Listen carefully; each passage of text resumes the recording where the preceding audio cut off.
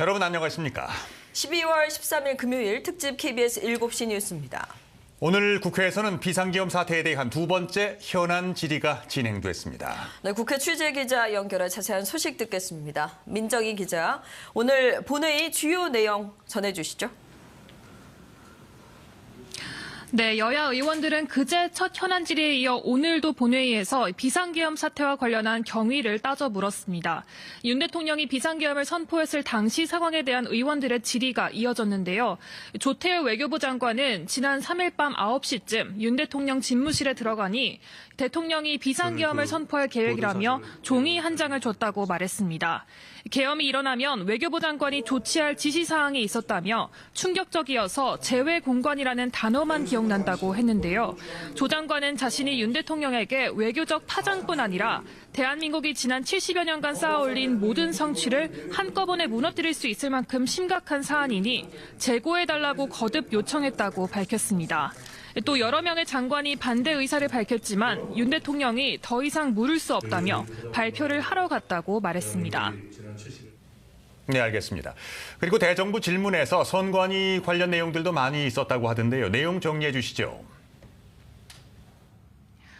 네, 노태학 선관위원장이 직접 나와 어제 윤 대통령의 담화 내용을 반박했습니다. 우선 노 선관위원장은 윤 대통령이 어제 대국민 담화에서 계엄의 이유 중 하나로 선관위 점검을 언급한 것을 두고 대통령이 그런 생각을 한다는 것 자체가 상당히 충격적이었다고 밝혔습니다. 그러면서 윤 대통령이 지난해 하반기 선관위에 대한 북한의 해킹 공격이 있었다고 말한 것도 반박했는데요. 노 선관위원장은 그런 일은 없었던 것으로 알고 있다며 서버 자체가 인터넷이 차단돼 있고 내부에서 직접 접촉하면 여러 보안 장치가 많이 필요해 해킹으로 접속해서 데이터 조작을 하는 것은 불가능하다고 강조했습니다. 윤 대통령이 선관위의 시스템 장비 비밀번호가 12345 같은 식이었다고 한 것에 대해서도 그렇지 않다며 이 12345는 내부 업무 시설에 불과하고 그것이 선거 시스템과는 물리적으로 분리가 돼 있어 해킹 자체가 없었다고 설명했습니다. 이 비밀번호 역시 지적을 받고 이미 시정 조치를 해서 총선 전인 지난 1월 국정원에게 이행 결과를 확인받은 바가 있다고 밝혔습니다. 네, 행안위와 과방위에서도 각각 현안 질의가 진행됐지요.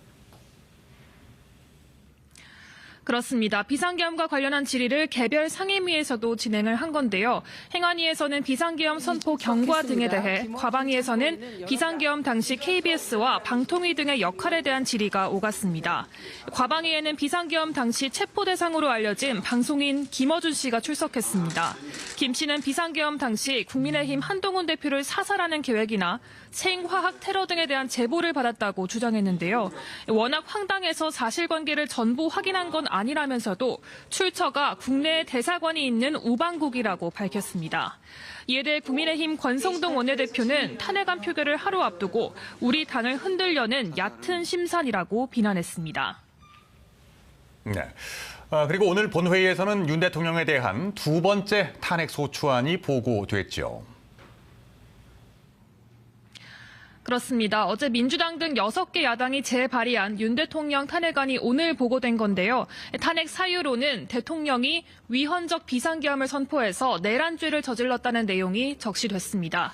내일 오후 4시에 열리는 본회의에서 탄핵안 표결이 이뤄질 계획입니다. 대통령 탄핵안은 재적의원 3분의 2, 즉 200명 이상 찬성해야 가결되는데요. 범야권 192석 외에 여당에서 찬성하는 의원이 8명 이상 나와야 하는데 현재까지 여당 안에서 공개적으로 찬성 입장을 밝힌 의원은 안철수, 김상욱, 김혜지 의원 등 모두 7명입니다. 여당 이탈표가 1명만 더 나와도 탄핵안은 가결되는 겁니다. 국민의힘 권성동 원내대표는 기자회견을 통해 탄핵 표결에 대한 당론은 내일 의원총회에서 최종 결정하겠다고 밝혔습니다. 지금까지 국회에서 전해드렸습니다.